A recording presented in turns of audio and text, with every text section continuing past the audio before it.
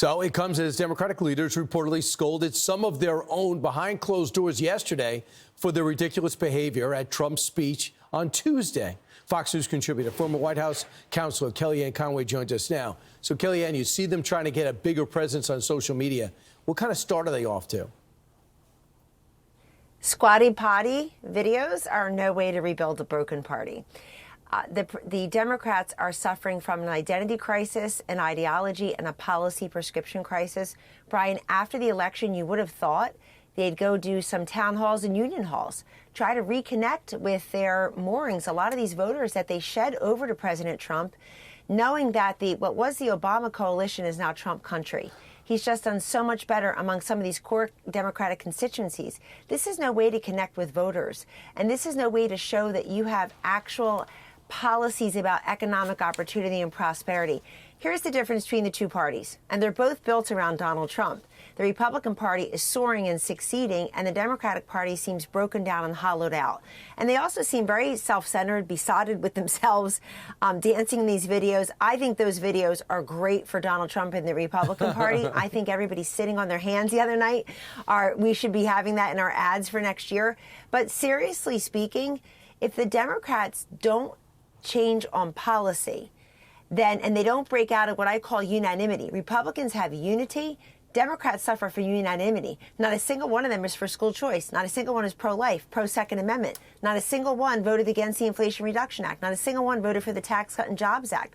Not a single one's for DREG. Not a single one can stand up for a kid with cancer. So when you suffer from unanimity, when Hakeem Jeffries has received every single Democratic vote for Speaker in 20 ballots dating back over 2 years, you suffer. Everybody's afraid to go first. Now, we're starting to see some cracks and some fraying.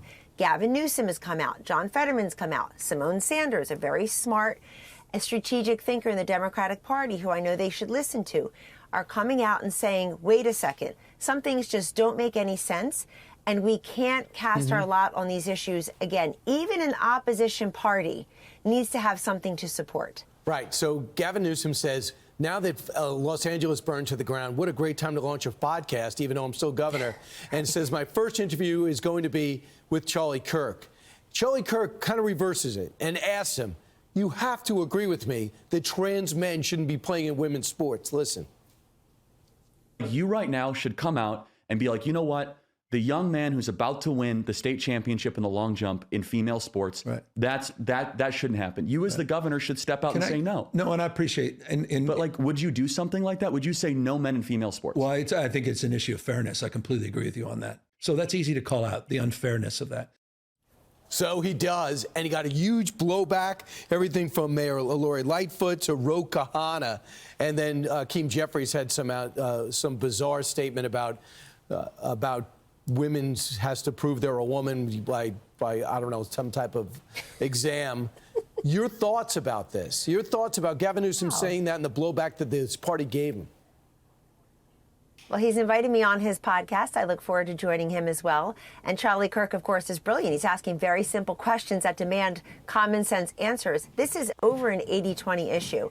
And when Gavin Newsom is breaking with his party, he's basically saying we need to try to go more to the center. But I would say respectfully to Governor Newsom, now do sanctuary cities, now do anti-recidivism, now get rid of the ridiculous EV mandate compliance that you have in your state. That's a beautiful state with man-made problems. So if he and John Fetterman actually want to bring along a few other dozen Democrats who just exercise common sense, great. But I think right now, because of President Trump's great success, that the Democrats seem cornered and checkmated, Brian. So if they're starting to show some little twinings, you just need to align with the public. You know what's different for President Trump now? The public is aligned with his agenda. They trust him on migration and inflation. Next month is 10 years since Donald Trump elevated into the national consciousness. 10 years, illegal immigration, border security, and trade. And now most Americans, overwhelming majorities of Americans, agree with President Trump. The Democrats have nothing near that on any of their core beliefs. Absolutely. Kellyanne, too. And if he was sincere, it wouldn't take a Charlie Kirk question. It would take his legislation to stand up and say, I want my state to no longer allow trans men playing in women's sports. But instead, it comes out in a casual conversation. So there's not much behind it. And that seems to be a lot of the blowback from the right. Thanks so much, Kellyanne. I'll talk to you soon. Good luck on that podcast.